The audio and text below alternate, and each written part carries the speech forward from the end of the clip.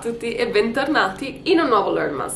Se non conoscete Learnmas, si tratta di un progetto dove pubblicherò un video al giorno da inizio dicembre fino al giorno di Natale, ovvero il 25 dicembre, dal lunedì al venerdì. Si tratta di mini lezioni di 3 o 4 minuti. Nel Learnmas di oggi impareremo gli articoli partitivi. Gli articoli partitivi si utilizzano per riferirsi ad una quantità indeterminata di qualcosa. È un po' come dire some in inglese. Si formano con l'unione della preposizione di e l'articolo determinativo. Vediamo adesso tutte le combinazioni possibili. Di seguito dall'articolo il diventerà del. Di seguito dall'articolo lo diventerà dello. Di seguito dall'articolo la diventerà della. Di seguito dall'articolo l' diventerà del. Di seguito dall'articolo i diventerà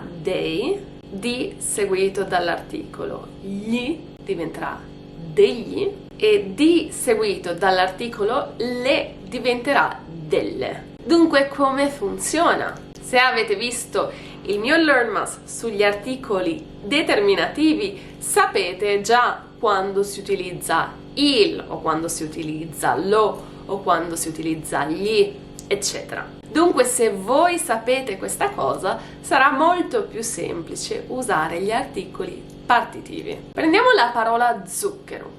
Zucchero è una parola che inizia con Z.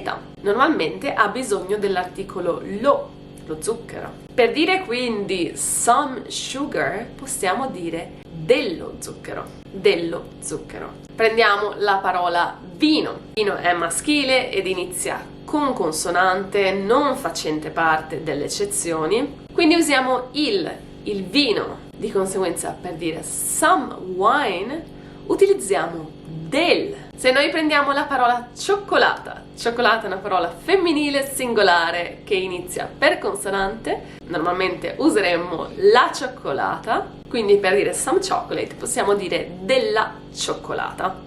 Della cioccolata. Prendiamo la parola olio. Olio è una parola maschile che inizia per vocale, quindi normalmente utilizzeremmo L', l'olio. Per dire some oil possiamo dire dell'olio. Dell'olio. Prendiamo aria. Aria è una parola femminile singolare che inizia di nuovo con vocale e anche qui utilizzeremmo L', l'aria. Quindi per dire some air utilizziamo dell'aria. Dell'aria. Passando alle parole plurali, prendiamo la parola ragazzi. Ragazzi è una parola che inizia per consonante e non fa parte delle varie eccezioni, quindi utilizzeremo i ragazzi. Per dire some guys, dei ragazzi. Dei ragazzi. Se invece abbiamo la parola studenti, studenti è una parola maschile plurale che inizia con S più consonante. Per questo motivo utilizziamo l'articolo gli studenti. Per dire some students dobbiamo dire degli studenti.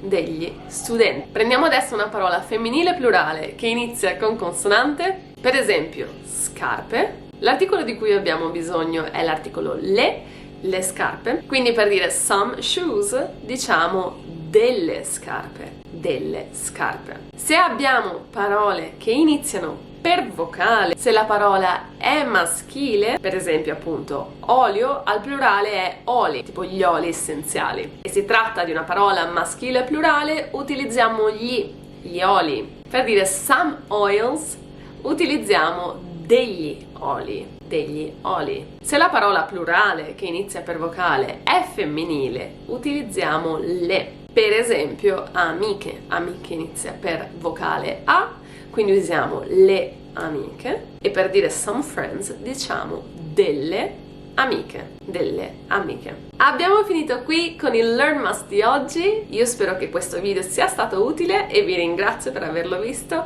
Se il video vi è piaciuto mettete un like ed iscrivetevi al canale e noi ci vediamo nel prossimo Learnmas. A presto!